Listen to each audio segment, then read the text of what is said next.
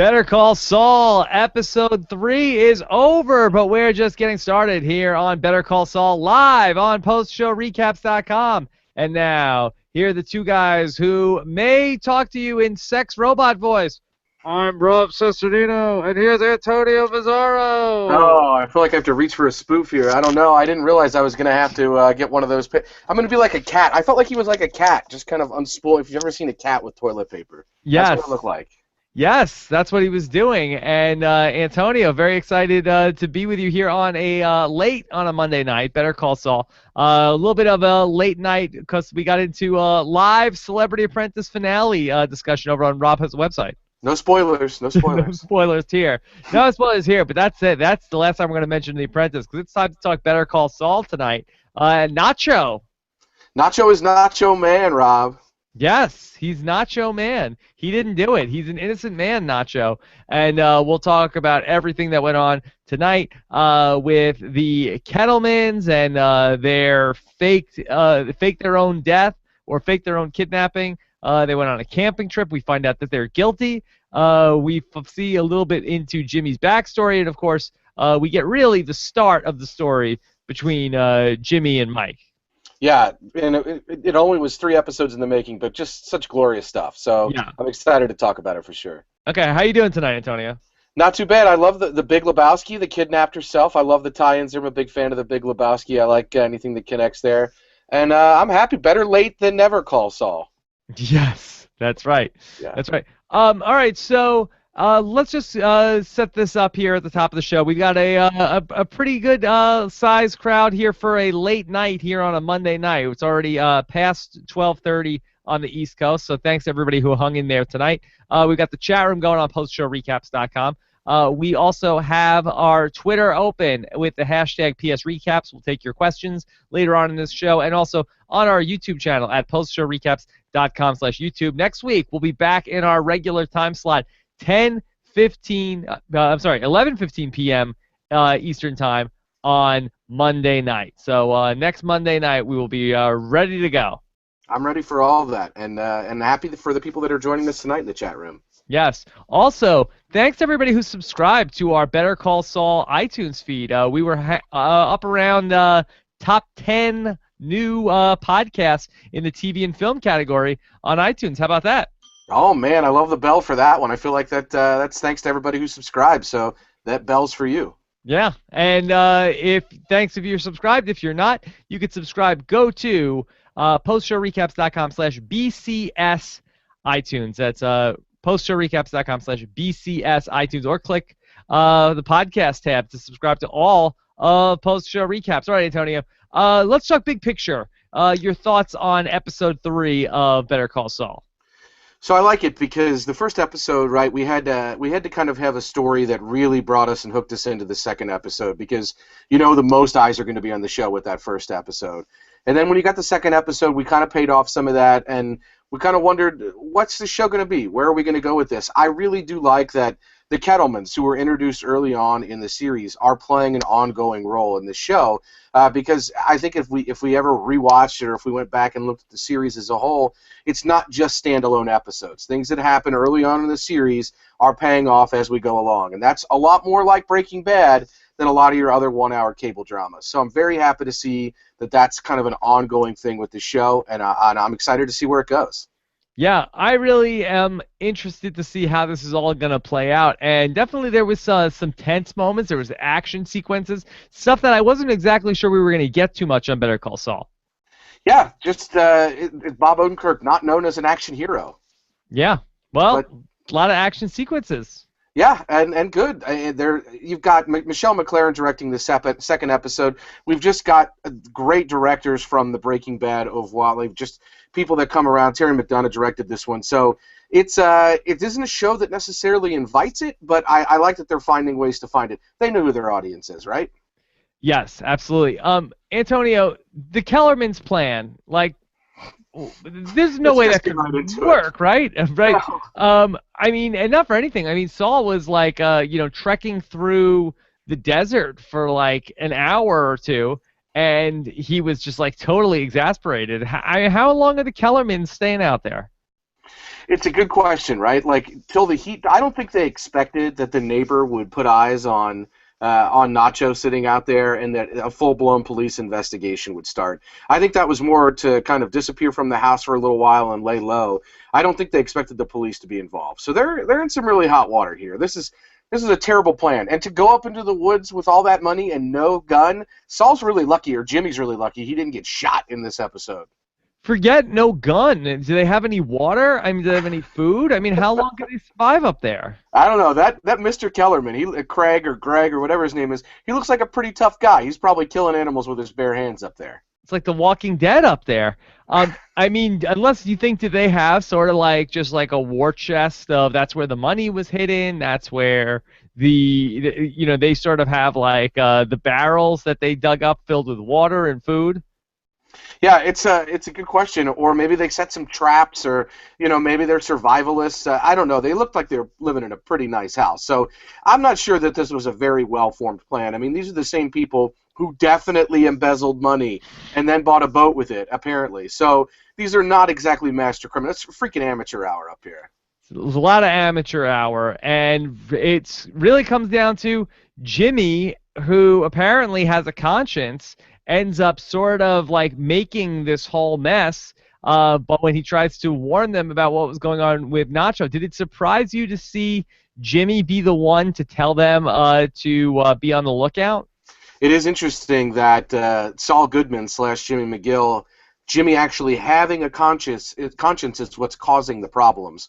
If he didn't have that conscience, maybe we wouldn't have the problems we have. Although, then again, maybe the entire family would have been murdered by Nacho. We don't really know if they would have been worse off without Jimmy calling them. But yeah, his conscience is really interesting. It's not something we know from the Saul Goodman character from Breaking Bad. I know there's a few of you out here gave us feedback on our podcast that never watched Breaking Bad somehow. Go to Netflix as soon as this podcast is over and start watching. But what are you waiting for? Yeah, I mean, it's time to break bad. But if you didn't watch it, Saul Goodman, the lawyer that Jimmy becomes, never had a conscience. So it's very interesting to see this conscience in Jimmy McGill.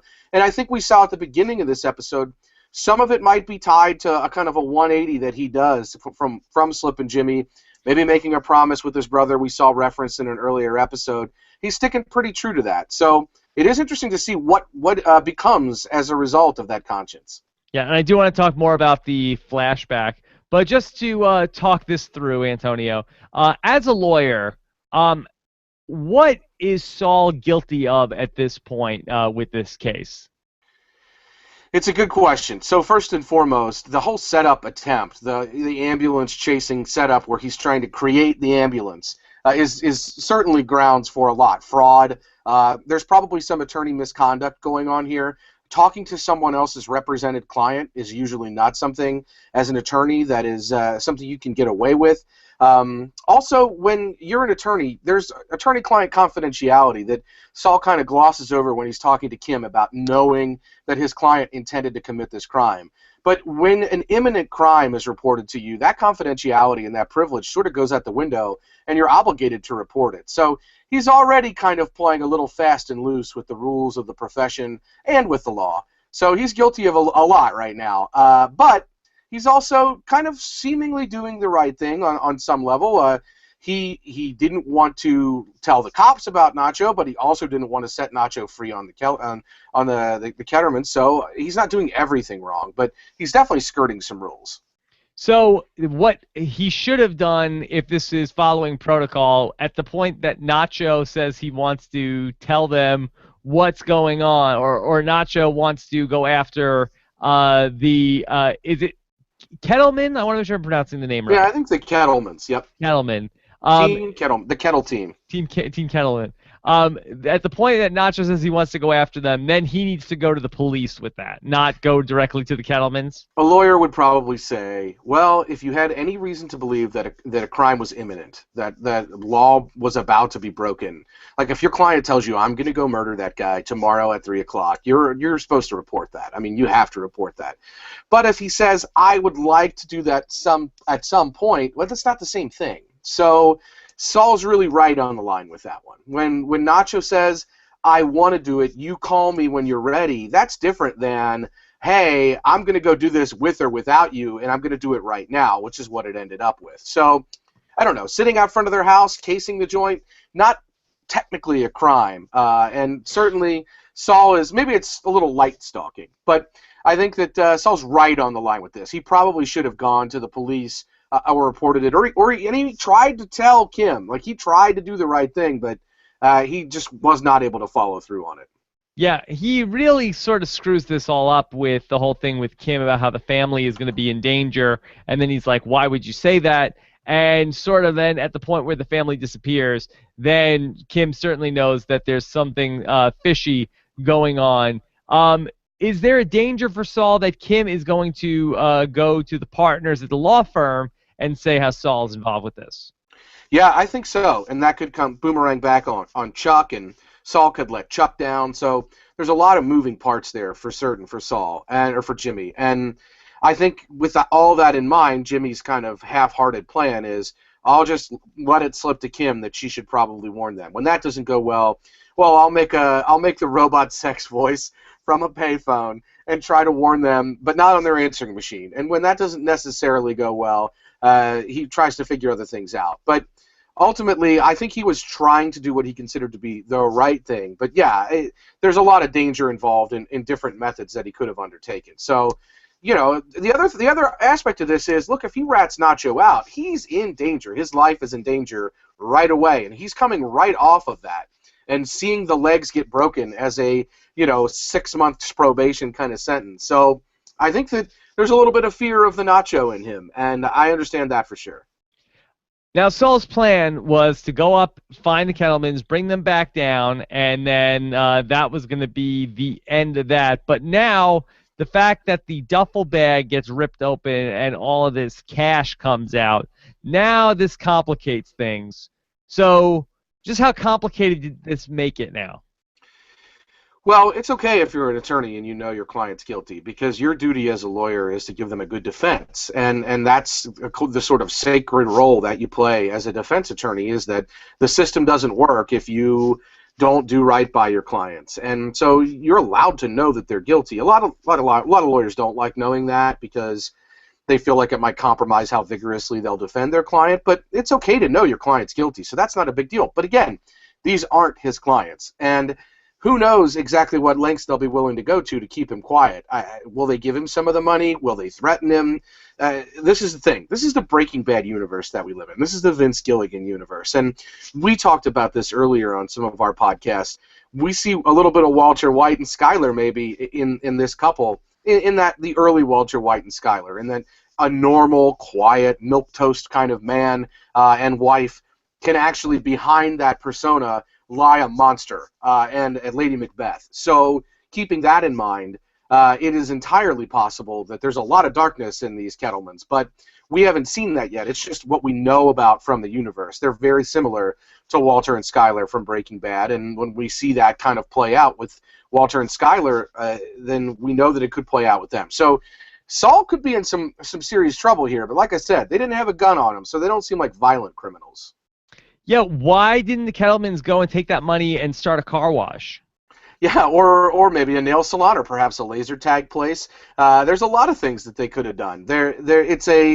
I don't exactly know what's going on with this particular crime. I mean, it seems like such a stupid crime, and it's in cash, no less. So it's like, what are you doing? You're the one person, as Saul points out earlier in the first episode. Like, this is your job. You're the one person who they're going to suspect when something goes amiss. And so the fact that they're sitting on this money is ridiculous. Like, you are the one person they would suspect. It's sitting there in cash. Like, why aren't you doing something different about this? And you know what? Maybe they're not getting good legal representation from Mr. Hamlin. Maybe this is where old Jimmy McGill can come in and give them a sort of a criminal lawyer. Like, maybe he's willing to do some things Hamlin's not. So it'll be something to monitor as we go forward. What role is Jimmy going to play with is he going to steal the clients? Like, this is what he wanted to do from the start. That's probably what he's going to want, rather than money or anything else. Just let me represent you. We'll see where it goes. Yeah, it really feels like, in keeping with Breaking Bad, every new thing that happens only like gets you more stuck in the quicksand. So where does this go from here? How does finding out that they have the money end up putting Saul/Jimmy into a worse predicament? Well, it's a situation where he can really instantly make an enemy of Hamlin if he does poach the client away somehow, and that could make things worse for his brother. And we don't exactly know what's going on with Chuck. We still don't know whether this is an allergy to electricity. I think that's been kind of hinted about in the universe of the show with some of the show's creators and things. We don't really have a full confirmation of exactly what might be going on, but we know that Chuck is not in a good way. And so any pressure that comes from the firm, if they stop playing nice and sending him a stipend, that's real bad for Jimmy. So that's a direct consequence if he does steal the client. The police are also going to have an awful lot of questions about what happened with the Kellermans. I mean, the Kettlemans. If they stage their own kidnapping, that's a crime that they've committed in terms of falsifying that and creating a panic and all sorts of things. I don't know the exact New Mexico code, but there's a lot of crimes that can come from that. So Saul can quickly get wrapped up in that. There's just a lot of bad. And I think it's great when he calls Kim on the phone when he sees the tents. It's a scent. He's like, I found your idiot clients. I mean, that's exactly what they are. They're just idiots. And so anytime you roll around with idiots like that, you're bound to get a little dirty. Well, I think for Jimmy, the biggest threat probably still lies with Nacho because, I mean, even if he was to take on the Kelmans as a client, now, Nacho is going to probably be released as being somebody who's not guilty. And now it's also going to be that he's going to still want that money. And so he's going to want Saul to work with him on getting him that money. And if he's representing them, then that's a bit of a conflict of interest, right? Yeah, for sure. And he sort of had this conflict of interest already, and he tried to warn them about what might be happening with Nacho. But it's going to really come to bear with Nacho saying to him, like, look, buddy, like you put me in a really bad spot here. And they ran. If it becomes news that they faked their kidnapping, if that gets out there, if they're back on the street. First, Nacho in this episode thought that Saul dimed the opportunity out to another crew. Yeah. He was red hot about that, right? So if he thinks that... And rightfully so. And rightfully so. I mean, there's no honor among thieves, but still. If he thinks that Jimmy is kind of going behind his back and working with these people against Nacho, that's sort of the same result, in that he's still going to see that as a direct assault on him. So you're right, Jimmy does have a big problem with Nacho, but I feel like Jimmy and Nacho have a decent rapport. I mean, he did threaten to kill Jimmy this episode, but I also have to point out that if Jimmy gets him out of the trouble, well, then Jimmy met his end of the bargain. So I got to say that maybe Jimmy can work with Nacho here. Maybe he can give him the same kind of speech that he gave to those brothers about how I'm the best lawyer you've ever had. Like, this was actually pretty good work by Jimmy here. Yeah, Antonio, could you fill in some of the blanks for me? How did Nacho end up in the police custody? So what it sounded like is he was keeping a routine in trying to keep track of the routine of the Kettlemans. So he was sitting outside their house, kind of logging when they were coming and going, he was casing the joint. He was finding out when a good time to kind of go in and rob them would have been. And in keeping a regular schedule doing that, one of the neighbors clocked him and saw him being suspicious there. His plate was run, and his background was investigated. When they kind of went to investigate the Kettlemans and saw the front door open and the police were involved, the neighbor had already written the plate down, so he was literally the first person they went to because he was already on the radar of some watchful eyes in the neighborhood because he'd been out there. And so that's really just kind of another dumb criminal move. He left the blood in his van from the previous crime. He'd done all sorts of really stupid things. Where's the club soda? Yeah, where's the club? Where's the abuelita coming and telling him, like, it's going to stay, Nacho? So, yeah, he put himself in a position where he gave the police all kinds of probable cause to think he was the one that committed the crime. I mean, nothing that happened there was as a result of anything Jimmy did. So he did some really stupid things. Yeah, and as far as then when Jimmy gets picked up by the police, how do the police know where to pick up Jimmy? I know he's calling up. Are they just listening to Nacho's voicemails? Yeah, I think they must have been, and then they must have heard the voicemail with the number on it, known where that payphone with that number was, and then come to sit on Jimmy. It wasn't exactly clear how much time had passed in the moments that Jimmy was waiting there, but certainly some time had. So that was my read. Did you get a different read on that? I figured they had to have run the number and figured out where Jimmy was. Yeah, I mean that makes the most sense. But why would they arrest him for being the lawyer?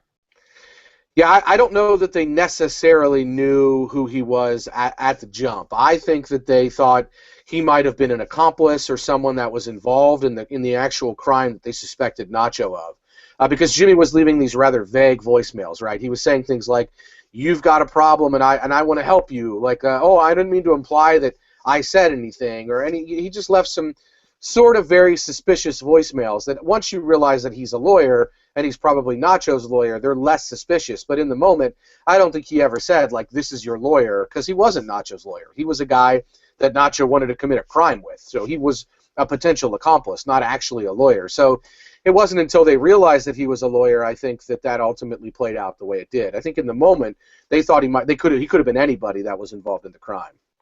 Yeah, so once he speaks with Nacho, and then Nacho accuses him of trying to steal the heist from from Nacho and handing it off to somebody else, then he ends up trying to investigate this crime himself. What did you think of the crime investigator Jimmy this week? Not bad. I thought I got trapped by the show because when he's walking around the house and he notices the doll is missing, and he immediately develops a theory like a good kind of investigator would. Like I thought, Columbo. yeah, he's like just one more thing, right? Just one more thing. Where's Yeah. the doll? So I like that. I like the one-eyed Jimmy there. But what I didn't like so much, or what I liked even more, I should say, is that the police had already thought about that. Like, Yeah. so I like that Jimmy's not a superhero, that he's just saying things and seeing things the cops already did. That said, he did go one step further with that sticker on the car, so good for him. Yeah, he did figure it out. I mean, you would think that the police would do sort of a sweep, right? Of, where could these people be? Just even to like look for their bodies. It seems like the police work, and again, police work was never really the strength of the Albuquerque Police Department in the run of Breaking Bad. But that being said, you would think that like they didn't fan out a little bit. Yeah, and I don't know exactly how far. We know Saul seemed to walk around, or Jimmy seemed to walk around for a pretty long time in the desert out there. So how long he walked? Was it a few miles? I don't know. Maybe that was kind of the expanded search, or it was in the plans. But yeah, it didn't seem like the cops had done a ton of work on this. Yeah. And how long do you think it took for Saul to find where the family was?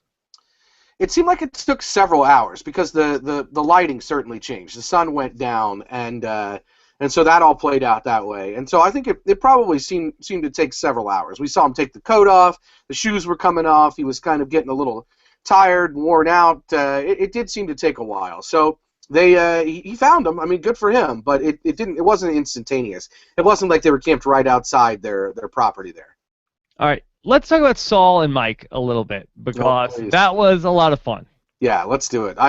Do you have a diaper back there you're going to throw at me, Rob? No, I do not. Thank you. And I got plenty over here, but I will not throw it at you, Antonio. I appreciate that. Yes. I don't care how many stickers you have, or if you push the button and you owe me $4 or whatever. Thanks. I will not do that. And I won't gum you to death. Thank you. So, what did you think of Saul pushing the button to make the gate go up? Well, knowing what we know about Mike from Breaking Bad, that's a significantly ballsy move, right? Yeah. Yeah, but I don't think Saul knows that. He sees this guy as like a tin pot tyrant, like a little bureaucrat just sitting there. He calls him a troll. Got to pay the troll toll. Like, let's go back under your bridge. And he doesn't have a lot of respect for Mike, and he's not one of the little people that Jimmy treats very well. So the fact that he did that doesn't surprise me, but I love it because you and I know, and everybody watching who's seen Breaking Bad knows, this is not a man to be trifled with in Mike. This is not somebody who you do this to. Tread lightly, Saul. Tread lightly, and none of these half measures. Like, if you're gonna go, you gotta win this guy's respect, because, and I think that does happen in this episode. But man, this is not a guy you mess with. Yeah, and I thought he had a good move in that he was going to like leave the car in the spot where nobody else could get through, because I feel like that horn honking was going to get to Mike eventually. Like, Yeah, right? yeah, I would think so. I mean, it would certainly get to me. And it's like Louis C.K. has a pretty funny stand-up routine about renting a car and then just not taking it back to the rental car service and just calling them, being like, "Here's where I parked it. If you want your car back, you have to go get it. That's where it is." And it's like, what are they going to do? Not go get it? So what's Mike going to do? Like he's going to have to let he's going to have to let him in, or the car's going to be blocking everybody. So seemed like a good plan at the moment, but it didn't really work out for old Jimmy McGill. Yep, yep. Just like one of these drive-through safaris, his big mistake was getting out of the car. Stay in Yeah. the car. Yeah, unless like you're on Survivor Africa and somebody's just telling you, get out, get out, get out, hurry, Get out, hurry, hurry. hurry. Yeah, this is what you got to do. Have a nice day. Yep, see you later. Yeah. Yeah, so you should not get out of the car. And so then they get into a physical confrontation, and Saul starts like poking the chest of Mike, which then leads to Mike doing some like jujitsu and getting Jimmy down on the ground. Yeah, a bigger mistake than getting out of the car is poking the bear. Yeah, don't do that. No, that's it's like playing around with Satan's bunghole. It's just not something you do. Whoa. Yeah, well, I just quoting the old episode anybody, there. Really? No, that's very true. That's very true. That Unless they ask you to. no, well, and perhaps even if they do, maybe you need to consider exactly what's in play there. Speaking but yeah, of tread lightly, yes. speaking of tread lightly and half measures. But no, Mike is not a guy to be trifled with. He looks old. He looks like a geezer. Saul's making fun of him. I'm going to gum you. Or what are you going to gum me? You're going to throw a poop-filled diaper at me? No, I'm going to give you an armbar and take you down. Like this is not who I am. I'm not a guy who sits behind this here. I'm a lot more than that. So Jimmy found that out pretty quickly here. Yeah, and then there's a turn in Mike's character then right after that, because then the police want to send Jimmy to jail, and they want Mike to press charges, and ultimately Mike decides not to press charges because he believes Jimmy's story about the family that kidnapped themselves. Yeah, I like that because I like that. I'm not sure if Mike believed Jimmy, if he believed in the inherent corruption of everyday people, if he believed in cops not following through on the full story. I don't know what aspect of believing Jimmy was what really did it for Mike, but I like that it could have been any of those things. I think it's a really good character moment. I don't know. Would you have believed Jimmy if you're in that position? I mean, it's kind of far-fetched. It is far-fetched. I mean, what did you think of the fact that Mike, something almost exactly the same had happened to him, and that's how he knew to believe what Jimmy was saying? Is that too much of a coincidence that something that almost exactly like this happened to him? No, I mean, I like that what you've got with that story is that Mike has a wealth of knowledge and experience. And that wealth of knowledge and experience, as we know from Breaking Bad, influences the way he approaches things. It influences the decisions that he makes, how cautious he is, the way that he approaches a door or to a person, any of it. He is like very cautious because of his experiences, and he's always willing to believe kind of the most out there scenario could happen. So I really like that we're sensing that with him already. Is it a little bit convenient? Sure, but Mike's a guy who's been on the job for so long and really has a wealth of life experiences that it's believable that he would remember something that was very similar. And I really like the line in that moment when Mike says, "Nobody wants to leave home." Considering the fact that he was on the job in Philadelphia and considering what we know ultimately becomes of Jimmy McGill, a.k.a. Saul Goodman, with the Cinnabon, I think that there's a lot of poignancy in that line, and I think there's a lot to the character of Mike that we know about with that "nobody wants to leave home" line. So I thought that was a really, really good line to kind of walk out on. And so where do you think we go with Mike now that there's the thawing between Jimmy and Mike after 3 episodes? Well, we know what ultimately becomes, right? We know that Mike is working with Jimmy and Saul. Mike is kind of a good connection for Gus Fring as well, and that there's a relationship there. So I don't know. We talked about this on previous podcasts. When we meet Mike in this series, is he corrupt and kind of living quietly in his day job here, or is he somebody that will become corrupted and descend into more kind of chaos? And I'd like to believe that it's the latter. Chaos is a ladder, Antonio. Chaos is sometimes it is. Sometimes chaos is a ladder. Yeah, sometimes it could be. So That's a very good point, and so maybe it's not the latter, maybe it is the latter. We don't know, but I do want to see exactly how that plays out. My thinking is that Jimmy's going to become progressively dirtier here, and he's just going to be lying down with a lot of people who are not his run-of-the-mill kind of let's negotiate a better deal for you public defender type clients or contract work type clients, and he's actually going to land some really big criminal type clients. And he's going to need somebody to help him out. And I think I like the idea that he's going to turn to Mike for help. And maybe as kind of an advisor, this episode they talk about consigliere, Tom Hagen, Vito Corleone, that sort of thing. That's something Saul's referenced before. So maybe that's what Mike becomes. Like maybe Saul turns to him for more help in the future. I'd like to see that. I want to talk about the first part of the episode, the cold open, and get your take on this scene between the young Jimmy McGill and his brother Chuck, and what they were talking about there, because it's really kind of crazy in the episode where thematically the episode starts with Jimmy being arrested. He also gets arrested in the middle of the episode. And then there's a point where they're taking him away after Mike is going to press charges on him in the end of the episode. So it's an episode where, 3 times we're seeing Jimmy in police custody. Yeah, I think that's a really sharp observation. And I like the idea that part of why Jimmy might be so smooth is that he's been in these situations before. He's been in the Cook County Jail for, what was it? What was that? A Chicago sunroof? Was that what it was? Oh, is that like an Urban Dictionary term?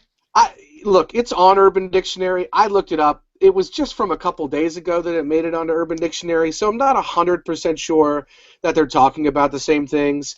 But I will say that there was an allegation that Jimmy might have been a sex offender.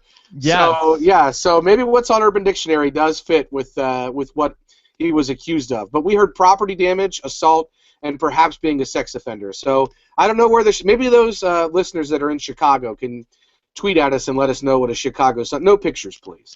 Yeah. The fact that somebody posted it recently on Urban Dictionary, do you think is that one of the Better Call Saul writers? It does make me wonder, or somebody who had seen the episode in advance, perhaps that there was some link to it. They may have fully invented a term that was never used before, just to kind of be comical. On the other hand, that this may be an existing kind of con scam. I mean, maybe it involves like peeing in a sunroof. Who knows? I don't know why that would be a Chicago. Chicago's known for wind, so I don't know exactly how wind could be involved there. Yeah, and also he's a sex offender. Yeah, well, I'll tell you, in Kentucky, where I live, if you're caught urinating in public, they can hit you with the sex offender charge. Oh, man. Yeah, it's pretty rough for those Bengals fans that walk across the I'm not saying I know anyone like this, but people who go to a Bengals game and have a few pops and then walk across the bridge back to Kentucky where they've parked and can't make it to a bathroom, so they get caught urinating in public. That's a pretty rough gig to get set up with. So yeah, they can hit you with that for public urination. So yeah. Maybe that was what a Chicago sunroof is. That was the first thing I thought of. Watch out for that yellow snow, especially if it's in Alex Trebek's mom's handwriting. Yeah, you don't want that at all. Not at all, Trebek. Let it snow, I say. Let it snow. Yes. It's a French phrase. You might be familiar with it. So at what point do you think this flashback happens between Jimmy and Chuck? So if the show takes place in 2002, and we're to assume that I know that this is prior to the show, because Chuck had a Zach Morris cell phone. Did you see that? I didn't notice the cell phone, but yeah. I did notice Jimmy's hair. Yeah, right. So I don't think this is after the events of Better Call Saul and Breaking Bad. I think this is clearly meant to be before, both the way that the characters look, and there is a Zach Morris cell phone you see get thrown in kind of the bin where the lawyers have to put their stuff when they're going in to visit their clients in jail. So definitely supposed to take place before. As for how far before, I'd have to say maybe 10 years before. I think 10 years. I think that sounds about right. Yeah, because we know after that Jimmy goes to law school, kind of gets his act together, and what I can't figure out right now is how far after Jimmy's graduation from law school is Better Call Saul supposed to be taking place. It seems like kind of right after it, or maybe in a year or two after it.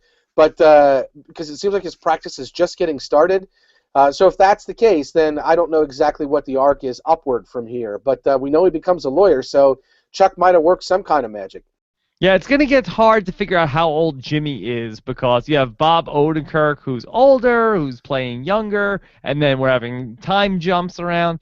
So it's going to be very tricky. Yeah, I mean we've jumped ahead of the events of the show now. We've jumped before the events of the show now.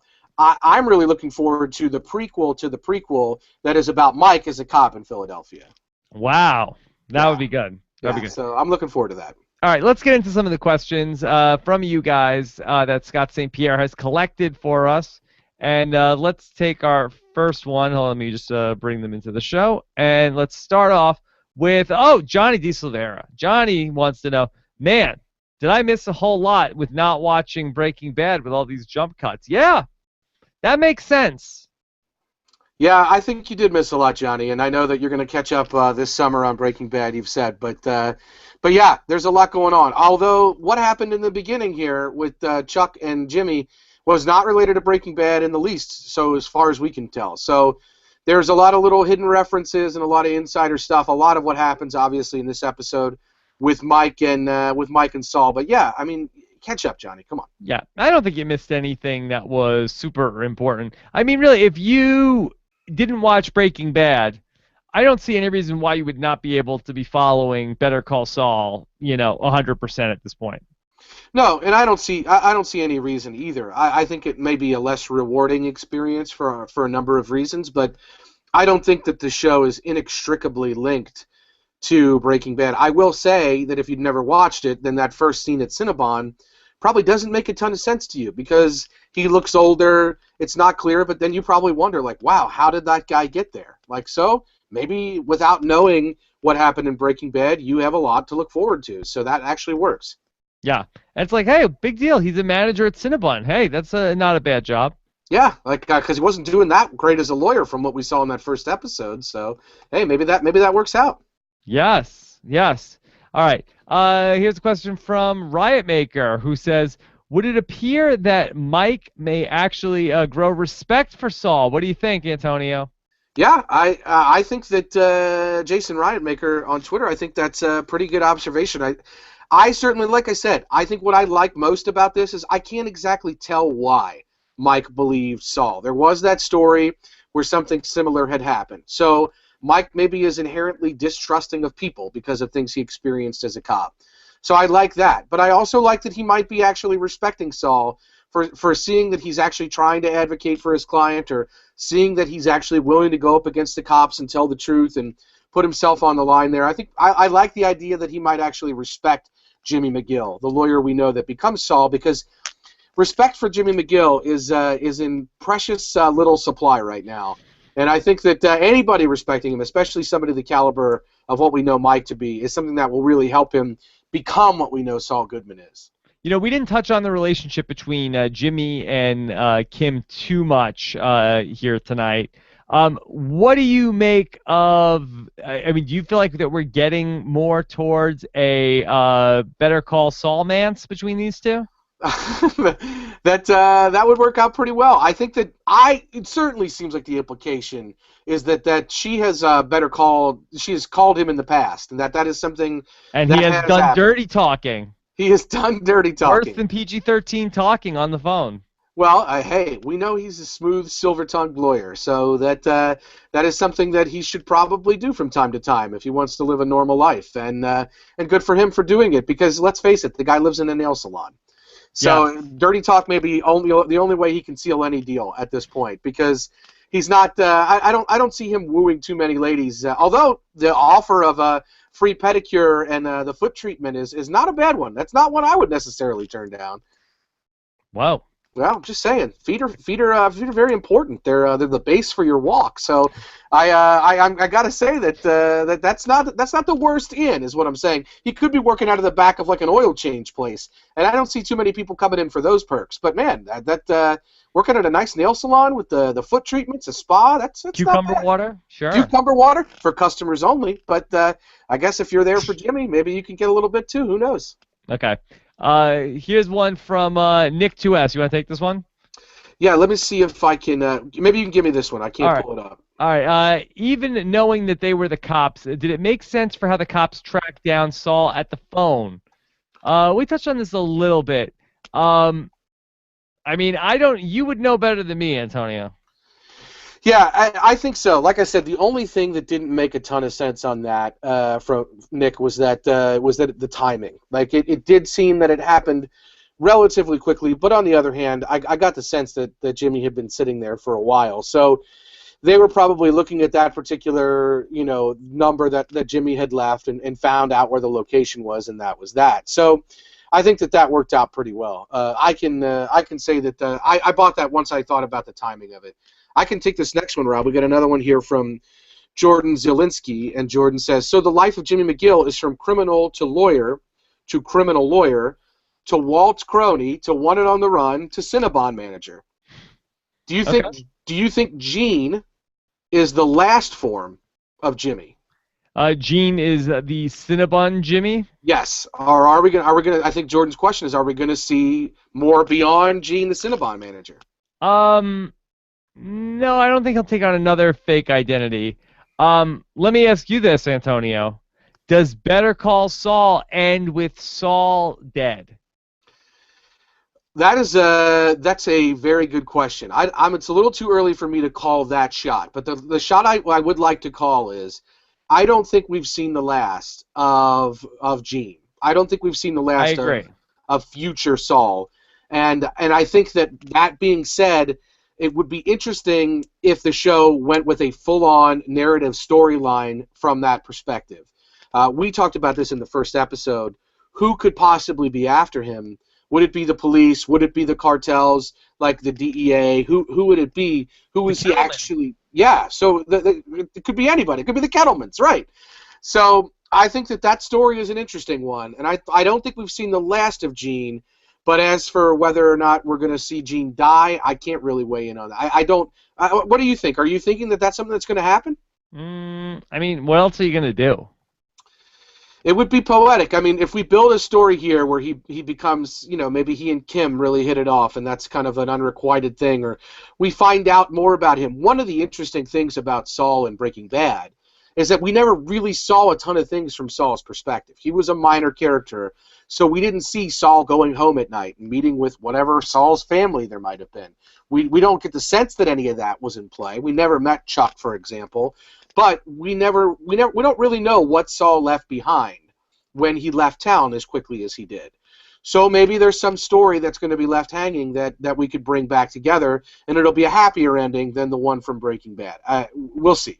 I would say maybe instead of Saul dying, I could see the show ending with Saul in jail. Like somebody finally has to, pay for all the stuff him and Walt did and all the bad stuff that he's done all through the show.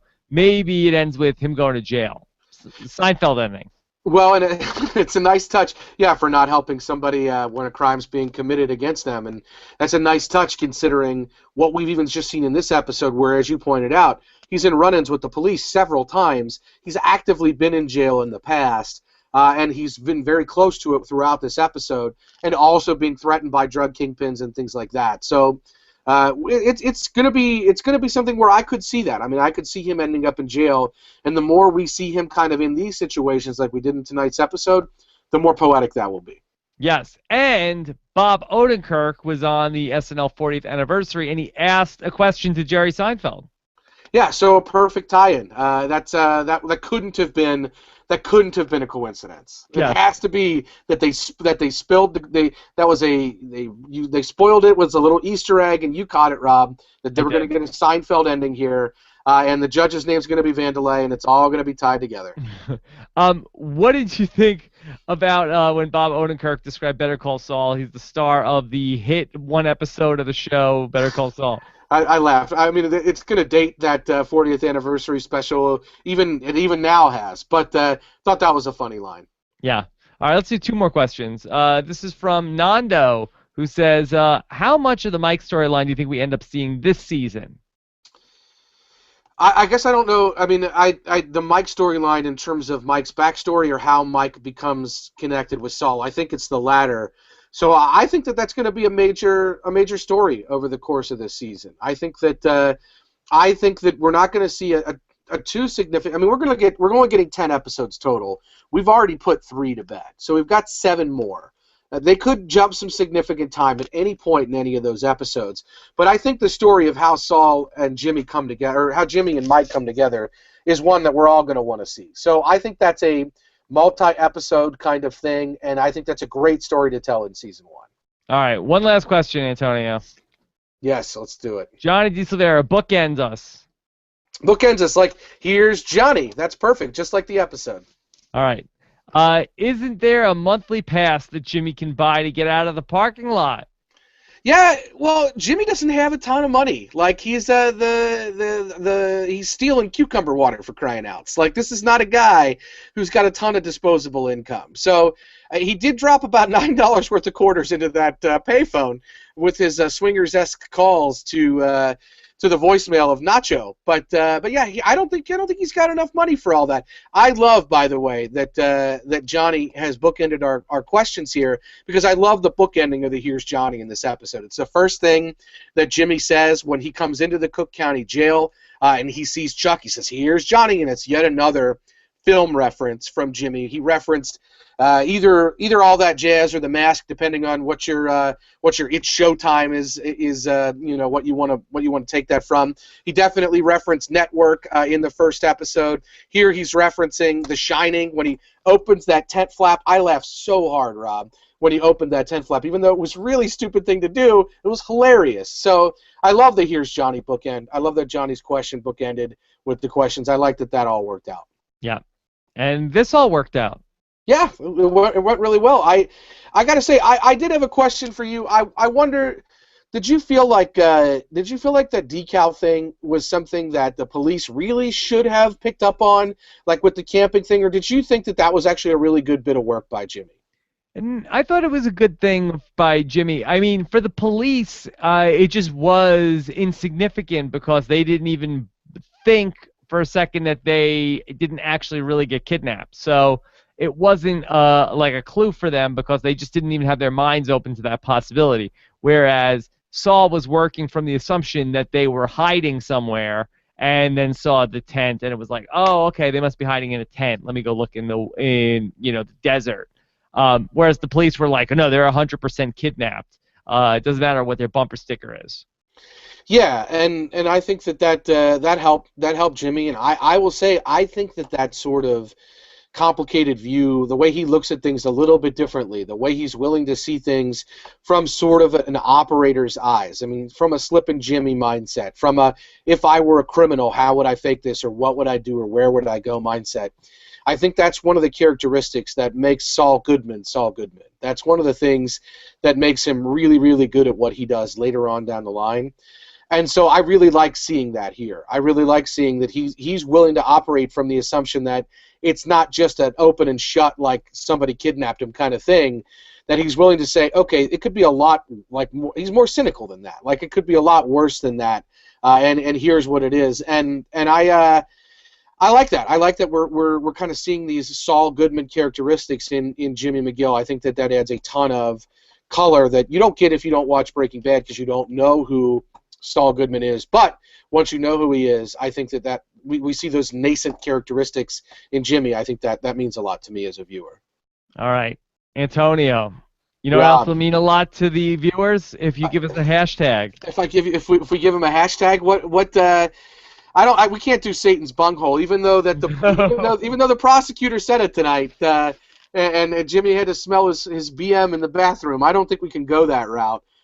Do we have some suggestions? Do we have anything? We can't do a sex robot voice. Sex robot voice. Sure, do that. Let's see where that takes us. So sex robot voice. Yeah. So if you listen here, just tweet at us with the hashtag sex robot voice, and everyone that is on your Twitter timeline will wonder exactly what you're up to.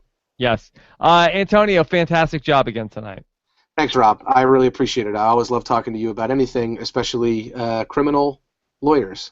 Yes, and thank you for staying up late, both to you, Antonio, and Scott, and to everybody. A very a healthy audience here for a late night in the AM on the East Coast. Yeah, and I really appreciate it. Thanks to everybody. Thanks to everybody who subscribed to our podcast feed. When you subscribe to the show only feed, it definitely helps us move up those charts in iTunes, and it expands the conversation so we can get more questions and have more content for you guys. So we really appreciate it. Yes. Also, we've got the email address, bettercallsaul@postshowrecaps.com. If you want to send us in more of a long-form question about the show, if you're sort of thinking about it during the week and you have a question you want to ask us, you can send us those as well, and we'll look at them. And if you're making sense, we'll bring it on the show. I can't promise we're going to bring it on the show no matter what. Yeah, I don't know. That's your realm, Rob. I'd like to get a giant manifesto about Better Call Saul, though. I would really like to get that, one that doesn't make a ton of sense and might have been written in blood on a wall somewhere. I would love to get that. So if Was that written by Drake? it very well could have been. It very well could have been. Yeah, well, you gotta love the Drake. You gotta love the Drake. We had a very similar manifesto from Rob Kirk, one of our supporters on Facebook, who pointed out that Nacho might have been actually referenced in the actual series Breaking Bad. When Jesse and Walt take Saul out to the desert, he says, was it Ignacio that is putting you up to this? So maybe the Nacho storyline with Saul is really going to go somewhere and make it all the way to Breaking Bad. Okay. All right, Antonio, great job. Subscribe to the Better Call Saul podcast feed, postshowrecaps.com/BCS iTunes. Looking forward to hearing what you guys have to say in the comments. Have a great week. We'll be back next Monday night, 11:15 p.m. Eastern Time. See you then. Take care, everybody.